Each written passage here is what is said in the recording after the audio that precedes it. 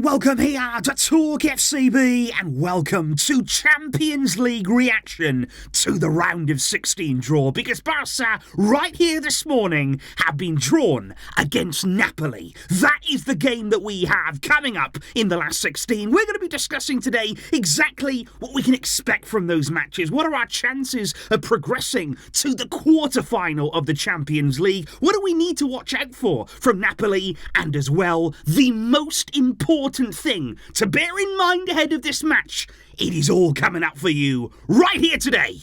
Let's do it. Now, today's video, guys, is coming to you courtesy of SofaScore, which you can download using the link in the description, which is not only very helpful to the channel, and I thank all of you guys in advance if you can, but more than that, I would love you to go over there right now and check out SofaScore's UCL stats for this season to basically just compare where Barça stack up against the rest of the top teams in this competition, just to give you that extra insight into where we are statistically this season, particularly now as we move into the knockout stages. So the SofaScore link there in the description for you guys to download, because when we were looking at the Champions League draw, as you can see right here, Barça were in pot A in the draw as a reward for topping our group, just about of course, but the most important thing was that we should have got a slightly better draw then heading into this round, because as you can see in pot B, probably the hardest draw for us would have been Paris Saint-Germain. They're having a sort of stop-start season at times, but they would have been a tricky opponent. Inter were in there as well, of course. You've got plenty of recent history against them, particularly last season in the Champions League. And I think Napoli there, they are one of the top teams that we could have faced. I would say here the draw could have been worse for Barça. It could have been harder, but it also could have been a lot better too. But the fact of the matter is, guys, and what we have to say here is, if you want to compete for the Champions League, which by the way, Barça should be striving for. That is what we as a club should be doing. You've got to beat everybody. You have to beat whatever team comes your way. You can't be asking here for easy draws, looking for favours. If you want to be the best, you have to beat the best. Napoli are a stern challenge. They're a strong team, but this is also a tie, in my opinion, that we can win. We have to go into it with that attitude. We have to believe here that we can come out on top in this one, but what can we expect? Well, in terms of recent meetings, we actually have plenty of history here against Napoli in Europe in the past few seasons. You remember, of course, most recently we faced them in the Europa League, Barça winning 4-2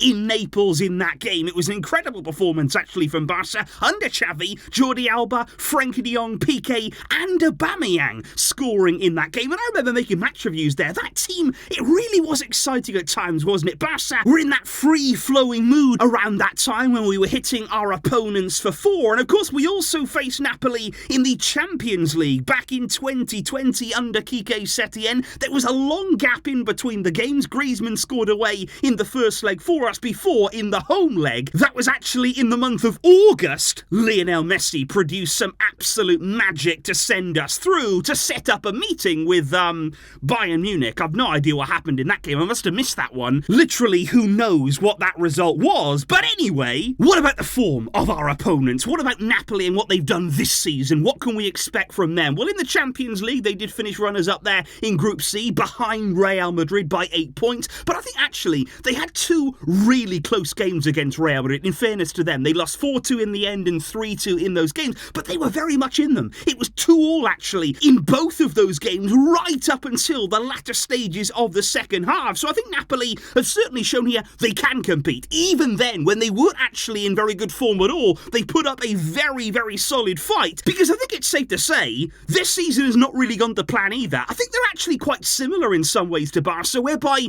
you feel like they should be doing better. They started really poorly under their new coach Rudy Garcia, who was promptly then sacked in November. Now, since that time, Napoli have sort of gotten back on track. They've started to pick up some form. They're starting to improve there. They are right now up to joint 5th in the league. They're only 1 point off 4th place. ways. And I think here Napoli have got lots of threats in their team, lots of quality, and certainly if they can put it all together, they are a very, very strong opponent. Because you think there about somebody like Victor Osimhen. You saw probably his absolutely wonderful assist at the weekend. They're juggling the ball inside the opponent's penalty area and then playing it across the box. Absolutely wonderful work from him. And he is, of course, one of the most highly rated strikers in the world of football right now. He scored 26 goals last season in the league to help Napoli win that historic title. And it was a big, big boost for them to manage to keep hold of him. There were so many clubs interested in this man. And he already has this season 7 goals in 10 league starts. He is showing no sign at all of slowing down. And he is the man, of course,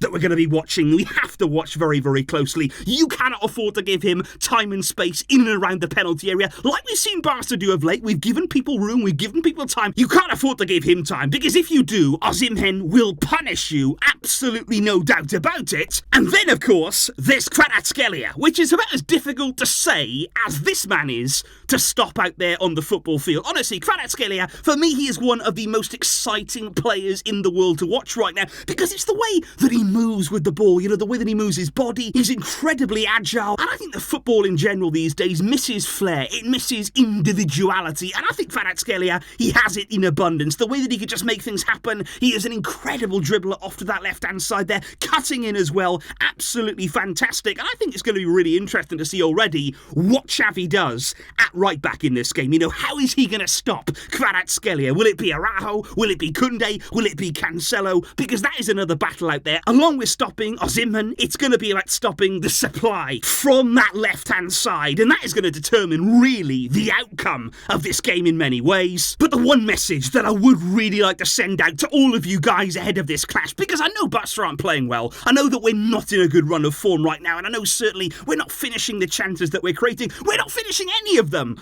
but the most important thing in my mind is the dates of these matches. That is the most important thing. The first leg is either on the 13th of February or the 14th. It could be a Valentine's Day clash here, but February for the first leg. The second leg then, start of March. We are talking here about 2-3 months away until we start playing these games, and so much can happen over the course of that time, which does give me hope. It really does. Honestly here now, guys, I am really hoping and praying that we can figure a few things out in this time now. We've got the addition of Vitor Roque. He's going to arrive in January. He's also going to have plenty of minutes in the build-up to these games before he makes his Champions League debut. How much of an impact will he be able to have? Will he be able to finish off some more of these Barca chances than we are currently? And we also don't know what else we could do in the January window. Barca right now are looking around. They apparently want to replace the kind of player that Xavi is in the team. They need something here, some spark to reignite it and bring the intensity. Are they going to be able to bring somebody in January? And of course we could also say that, you know, Napoli, they may find their form. They may get back to what we were seeing from them last season. They might do,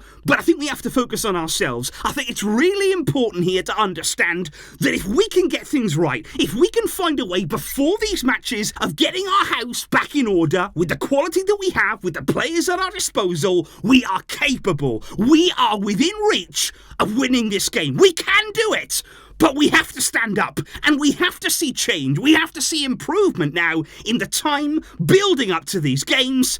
But that's the attitude we must have. We can win. We must win, in my opinion.